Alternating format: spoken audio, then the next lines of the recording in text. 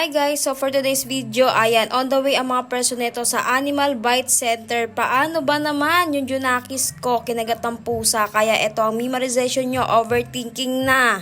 Paano yung pusang gala o yung tinatawag na askal yung kumagat sa kanya? Kaya feeling ko, hindi yan safe. May rabies yan. Kaya heto ang mima nyo for the go na sa Animal Bite Center. Location nga pala neto guys is Cabuyao, Laguna. At yung katapatan niya is Centro Mall. Ayan. Para if ever na emergency, nakakailangan nyo din ng anti-rabies o magpaturok. Ayan, alam nyo na ha. Kung di ka naman satisfied sa tinuro ko, mag-Google Map ka be. So, ayun na nga ang sabi ay naubos na daw yung gamot. Kaya, umuwing luhaan ang babaeng ito. Luhaan lang be, pero hindi yan nawawala ng pag-asa. Nice. Kaya nagdesisyon kami ng partner ko na dumaan muna dito sa center ng Mamatid. Baka sakaling meron. At yun na nga guys, ang sabi ay since ever wala rin daw talaga silang vaccine pang anti-rabies. Diyos me, sinusubok talaga ako ng panahon at pagkakataon. Pagod na mga person kaya tuloy ang lakad bukas. Tomorrow. So today is another day. Ayan, for the lakad na naman ang mga person na ito. Nag-decide na nga kami na i-private na lang para maturukan na tong aking Junakis. O, bago ang iyakan, kain ka muna be. So andito na nga kami sa Animal Bite Clinic. Ito nga rin pala yung location nila guys. So kung hindi ka pa rin satisfied, i-Google Map mo ulit be.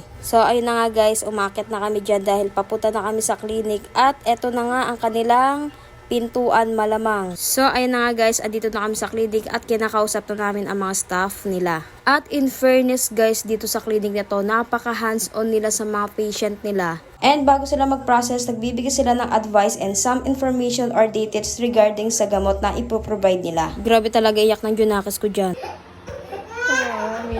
Pwede ko nga lang din kuhain yung sakit na nararamdaman niya. Kudin ko talaga be. So pinabalik lang kami next week. O siya, don't forget follow and subscribe para updated kayo lagi. See you around. Bye!